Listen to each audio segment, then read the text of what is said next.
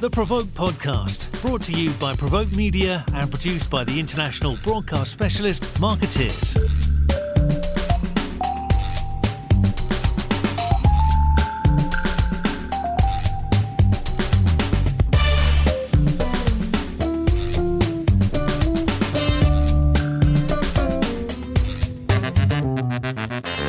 Hi, I'm Diana Marzalek. I am with PRovoke Media here at the Hunter podcast studio with a special guest from Hunter.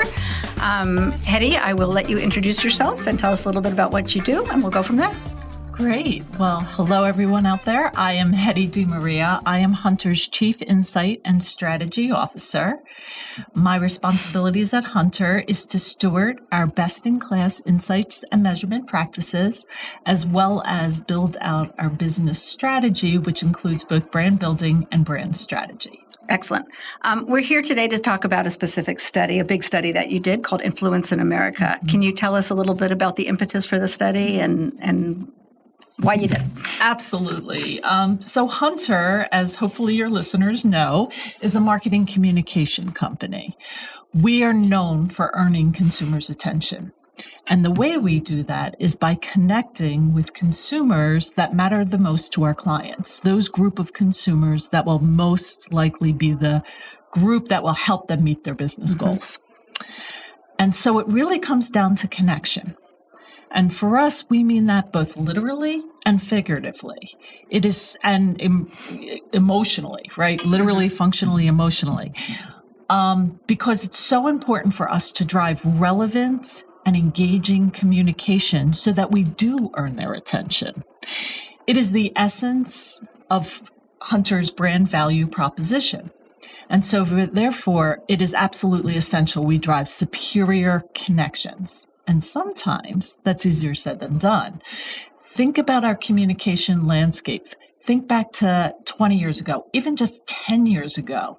There have been such dramatic shifts in the way consumers consume and engage with media that we took a step back and said, it stands to reason that the way consumers are being influenced throughout their entire path to purchase has probably also fundamentally changed. Yeah, and when you talk about the way that the communications landscape has changed, it's been big. But what exactly were you looking at? What were you referring to? What did you want to take a look at when you did this? Well, so some of the most notable changes are of course, the rise of digitization and social media dominance within that. The latest statistics that I've seen is the average consumer spends 7 hours a day on screen time and 5 hours a day on mobile technology, half of which they're on the internet. And within that, social media has become so dominant that consumers are using it for far more than just entertainment and for social connection. It has become the primary source of news and information for a big portion of consumers. The significance of that becomes astounding as you think about the social media platforms with their kind of their Algorithms, thank you. Their algorithms, they're not just controlling what gets distributed, they're actually controlling what gets consumed from a content perspective as well. So that certainly is fundamental, dramatic changes, but there's a number of other ones that the confluence of which just becomes so incredibly pronounced. For instance, the rise of user-generated content. With the proliferation of smartphones and their quality cameras, we're seeing things now like citizen journalism and user-generated influencer content. And because news can come from everywhere, we don't have the controls we once had on there. Right. So now fake news and misinformation is one of the biggest challenges in this digital age. Additionally, couple all of this with the disruption that's happening from streaming services. Vast libraries of content allowable for consumers to view on demand has completely disrupted traditional TV and film distribution models. Right. And think about it from an audience perspective. Consumers now have so many options that cater to their specific interests. So audiences are fragmenting. And as a result, we're seeing the decline of traditional media sources.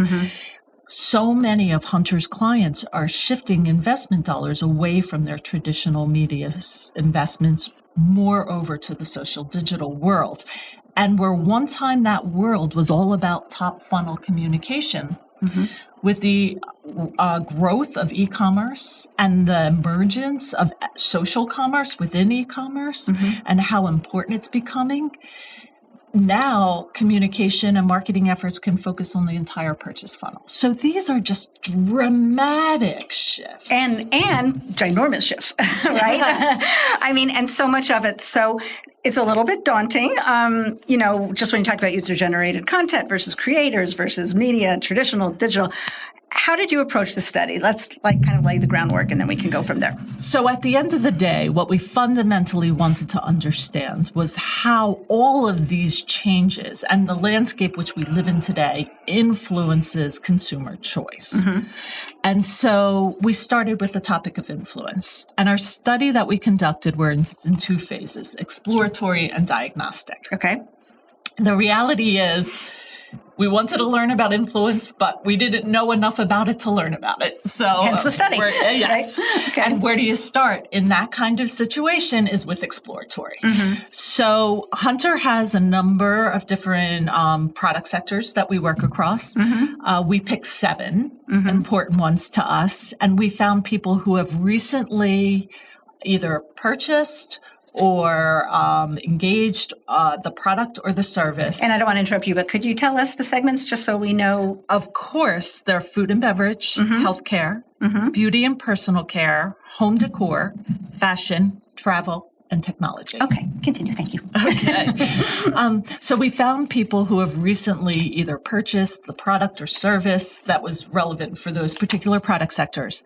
And for each one, we went to 1,000 of those consumers, so 7,000 in total. Wow. And we just asked one open-ended simple question. We asked them, what were the influences you've encountered during your path to purchase this product? And to please share with us all the people and sources that help guide their decision. That was it. And we asked them to be as detailed as possible. And it was a really simple question, but the responses we got back were anything but simple. Well, and I imagine with different age ranges, right? Different demographics in this? We are nationally represented population of anyone who purchased the product. So clearly, if it was technology, depending on how technology is used and purchased within the broader U.S. This particular quantitative survey, but exploratory in nature, went to what represented the total U.S. population. Interesting. So the results we got back were so interesting and complex, and it ranged everywhere from the motivations, deep-seated emotional motivations that drove their purchase decision, to the criteria within the product category they used to evaluate their decision, to very importantly, the sources of influences they used, which included everything from word of mouth to traditional TV, to social platforms or digital platforms. And what was really interesting about the sources was, as people were talking about it, they talked about it on 2 levels. They talked about the sources they used that made them aware of the product, and then very separately about what sources they used so that they could make the decision, learn more about them, that ultimately led to their purchase. So we used all of this great qualitative information. We reached out to a research partner, Libran Research and Consulting, and we then crafted the diagnostic portion of our survey, which was a quantitative survey that we can then really flush out everything we learned from the qualitative, but also the magnitude and the importance of it. And we went back to those 7 categories and found another 1,000 people in each one of those categories and fielded the quantitative survey. So coming back from all of that, you can imagine the reams of information we had. And so interesting, every single category had nuances and interesting aspects about them. But after we analyzed every single category separately, we also then did a kind of a pullback and compared across all 7 categories to find what are those universal truths when it comes to influence that really holds up across most, if not all, categories. Are there those universal truths? I mean, you're talking about big demographic changes, different sectors, different industries. I'm what did you learn? I mean, is there a common There were common threads along three different kind of levels or dimensions, if you will. There was a number of general learnings, which kind of feel a bit fundamental when you look at them, but they have huge implications. The learning associated with the importance and role each communication channel plays was interesting, not only at the category level, but on a universal level. There were interesting observations that came across. And then finally, there were demographic tendencies. I mean, most of the demographic nuances really happen at the category level, but there were several that came out that were true across most of the categories. Was it surprising? Well, some of it was very surprising. The fundamental learnings, probably not as much, though the implications are very powerful. Okay. But the sources of channel information were very, very interesting for me. It was actually conflicting to my ingoing hypothesis. And what was that hypothesis? So, look, we talk a lot about how the digitization has kind of redefined our communication landscape and social media and user-generated content and information from anywhere and everywhere. Of course, I thought that social digital media would be the be-all, end-all. Absolutely. I did not find that to be the case. Yes, but do you want to also learn about the general learning, or sure? Why don't we go to the general learning, and then we'll keep the we'll build up to the to the big moment. So the general learning, there were three big learnings. First is awareness is paramount.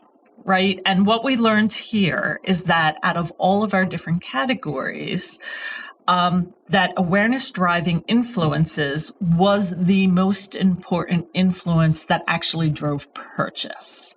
So 20 to 40% of the consumers, depending on which category, after they became aware of an item, never went on to look at another source to learn more about it. So just one source, they looked at their source. Well, one channel of communication. There's multiple sources within a channel of communication. I see. So it could be social media, but it's multiple social media. But the way the study was conducted is first we asked, how did you become aware of that product that you had bought? And we really dissected that with them. And then we said, now, once you were aware of it, what did you use to learn more about it? And 20 to 40% said nothing. That's it. Really? Yes. And so that is fairly a really strong validation of what many marketers know, the importance of awareness, right? Of generating awareness. But here it really underscores the waterfall impact of how awareness drives purchase intent and how it should never be overlooked, not even if it's a mature category with a brand that's really well known. You should never skip awareness driving communication strategies. The other two general learnings we had is that consumers consult multiple information sources. Now, I know that sounds conflicting to what I just said. Yes. But I said 20 to 40% don't go on. Okay. So that would mean 60 to 80% do. And on average, most of the consumers actually looked at 2 to 5 sources, channels of communication. And then multiple sources within each. So they are looking at multiple information sources throughout their path to purchase across every single one of those categories. And the third thing is the higher the risk they perceive that purchase to be, the more sources they'll use. And of course, all of that's kind of intuitive, but it held up consistently across every single category with a really strong correlation between level of risk and number of sources. And interestingly, we also asked a little bit about the time it took to make the purchase decision, and there was no correlation between level of risk and time it took. But level of risk and number of sources, there was a correlation. And all of this just really points to the importance of this multi-channel strategy and the synergistic power it provides in, communicating any marketer's message. So if I'm hearing correctly, as you said, the multi-channel strategy that reinforces that. There's a gazillion things out there. You got to get it right. It sources within those channels. But there's also this first level of impact where some people stop. Yes. So you got to make a splash also. Yes. And it needs to be at that high level on the consumer purchase funnel of awareness. You might think people are aware, but awareness is top of mind awareness, and very few even iconic brands don't necessarily have strong top of mind awareness. So you really need to think through those strategies of awareness generation, even in those mature categories. Okay. That all makes sense. Let's go back to digital and social. Yes. Okay. Because that's been the be all end all, we think, right? Yes. Or billed as such. What did you find? Social and digital? I actually found that not to be the case. Really? And I'm telling you, that's what floored me.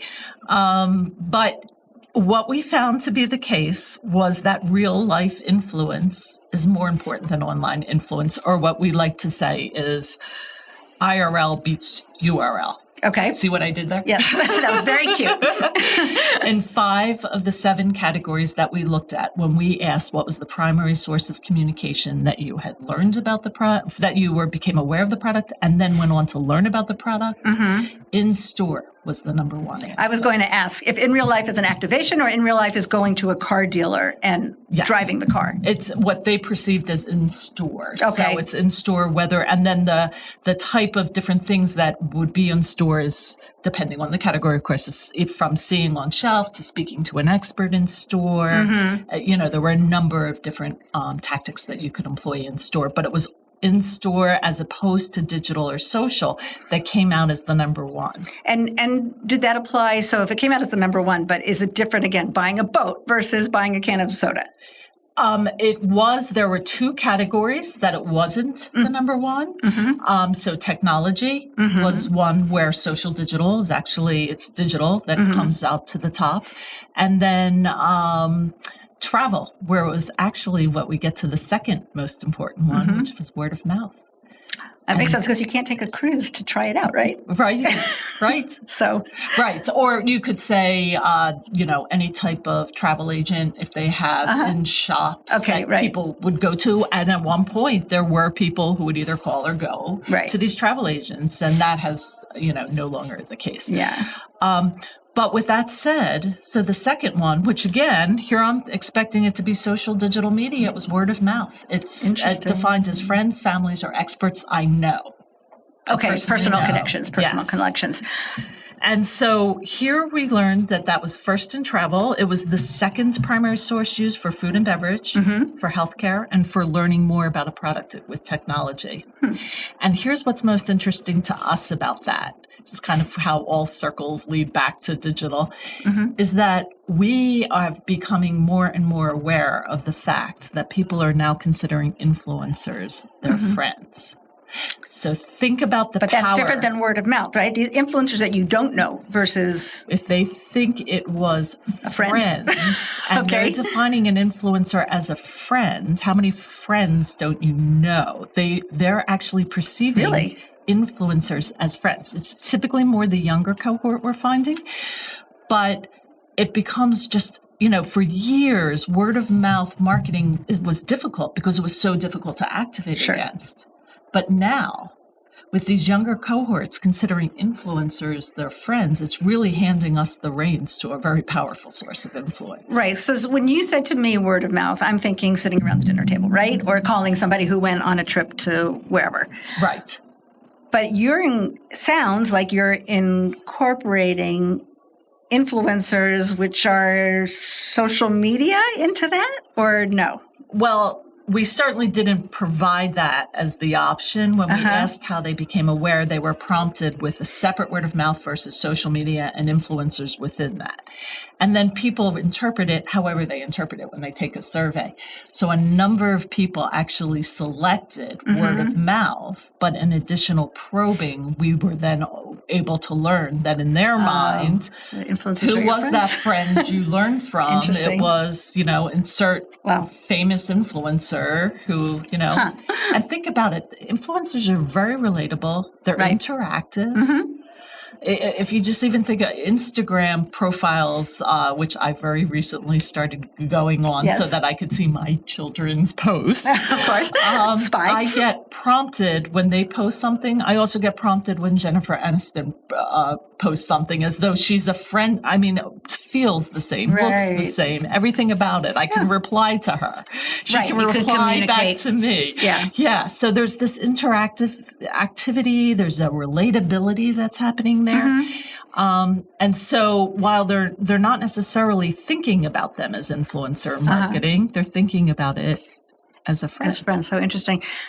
In reading your study, I saw, though, that there are areas where word of mouth means nothing or very little. Yes. It's not a blanket across the board. And so that is certainly the case. I would say if I was going to rank in terms of importance, the first is in-store real-world experience. The second is some type of word of mouth. But then there is social digital. And I know I told you it isn't the primary source, which was my ingoing hypothesis, across every category. I just thought it would be the be-all, end-all. Right. And it isn't, but it's still very, very important. And what we found is it's the number one important channel of communication for technology. And we found it's the number two secondary source for beauty, fashion, home decor, and even travel. So really anything involving personal expression. The other thing we found, because one of the channels of communication that was an option to select was traditional media. Every single case across all 7 categories under investigation, social and digital media upended traditional media. So the important thing from the study is not to walk away with any thought that social and digital media is unimportant. It is absolutely important. It is a complementary element of this multiple channel of communication. It helps amplify your message. And for some categories, to your point, travel, for those other categories I mentioned that involve any type of personal expression or aesthetic-based category, it is critically important to incorporate. And it sounds like there are overlaps, right? Because if an influencer is your friend, but you also find them on social media, it's a win-win. Yes, absolutely. And how does this play out demographically? Okay, so the demographic tendencies range from, of course, you expect it, all the way through to, wow, that's kind of interesting. I didn't expect that. But four big ones. Now, 4 big ones that happen on a universal basis, but for each category, far more nuances come out when you start looking at these. So it's going to be really important to also do the deep dive into any one category if you're marketing against those categories. And I just, as an aside, welcome any of your listeners to reach out to Hunter. We're more than happy to provide that kind of detailed learning to them. Okay. But the 4 universal demographic tendencies is first, Gen Z, millennial, and BIPOC consumers were more greatly influenced by social media than Gen X, boomers, or kind of mainstream households. Okay. That's not a surprise, I don't think, for anyone. The second was influencer marketing is more effective among Hispanic, Black, and younger consumers. And I think we expected it among younger consumers, but the ethnicity and race differences were a bit interesting. And then this one I found the most fascinating. Men become relatively more aware of things with traditional media than women do. Really? Yes. While women, it's much more about the interaction. So it's social media, it's word of mouth, or it's expert advice. And they become relatively more aware of products and services than men in those particular channels of communication. Well, that's interesting. Do you think that, and maybe this is drilling down too much, but when you said men, initially I thought, is it the content that they're consuming? It might be. You know, if they're what could be driven by content. It's funny because I went to the interactivity versus the kind of one direction traditional media, and how men tend to be the hunters and women are the gatherers. You know? But yes, it could be also the content that's the key driver. And the last demographic tendency is larger households, households with kids, and BIPOC households. And I'm mentioning them as though they're all discrete, different groups of consumers. But if you were going to draw Venn diagrams of each one of these groups, there'd be a lot of overlap. And what we found there is all of them view every purchase within every category riskier than their counterparts. Okay. And so as such, they're also more likely to use more sources of information. Interesting. So if you are targeting any of these populations, we're kind of outlining for you what is absolutely essential within that community. And what's the takeaway from that? I mean, because there is socioeconomic in all those populations, that's the key right? Drivers there. Oh, you do? Okay. Absolutely. Every dollar that you spend for larger households is more precious. Yes, exactly. Or however you want to say it. Okay, so here we are. It's this is coming out. We're looking at holidays are coming up. People are buying things every day. Big purchases, small purchases. This is a lot of information. So what are the takeaways? What do you say to our marketer friends who are listening about how to approach the holiday season this year? Yeah. Okay, so let's think about the holidays. So I would say let's first embody our consumers' mindset. And we know every year the holidays roll around, and consumers typically, while they enjoy it, they also often consider the whole gift-giving season as being stressful. They feel overwhelmed and typically financially strapped. Right. And now overlay this year, which is the shortest holiday season because Thanksgiving is so late. There's only 27 days between Thanksgiving and Christmas, where there's typically like over 30. I think. So then there must be Thanksgiving stuff in the stores already then, right? Yes, because that's what we're finding. Consumers are shopping earlier now. And then the second thing is, we know from an economic perspective, everybody is faced with the residual high inflationary prices. Right. And so if they are always financially strapped this time of year and we're faced with that kind of economic condition, it's that much worse, right? So overwhelmed, stressed, financially strapped individuals, they're going to be shopping earlier.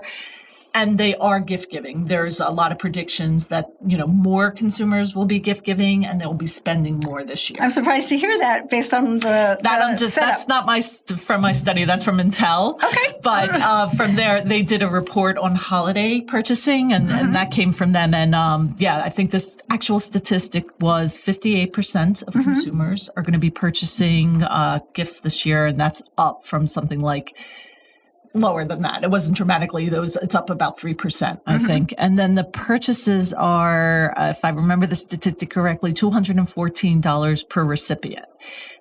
Each person will be spending against up from something like $207 the prior year. Okay. So again, not dramatically up, but if more people are spending more money, that's more, right? Right. So how does this influence study help break through in this very busy time of year? And there's a couple things to consider. One, we heard loud and clear, adopt a multi-channel strategy of communication, but knowing the consumer's mindset, make it easy for them. Keep your message consistent and drive the connectivity between the different sources of communication. Think about it as a seamless omni-channel experience. How do you give that to the consumer?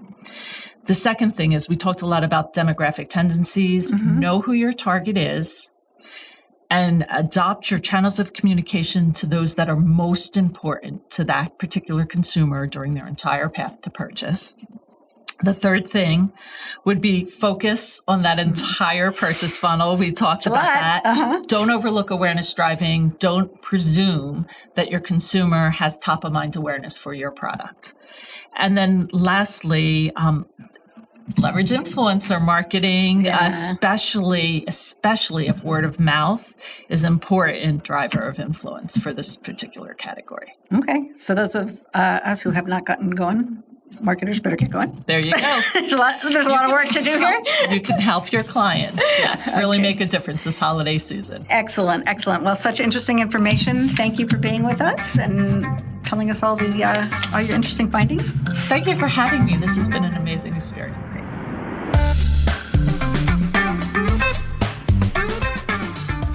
You've been listening to the PRovoke podcast, brought to you by PRovoke Media and produced by the international broadcast specialist Marketeers.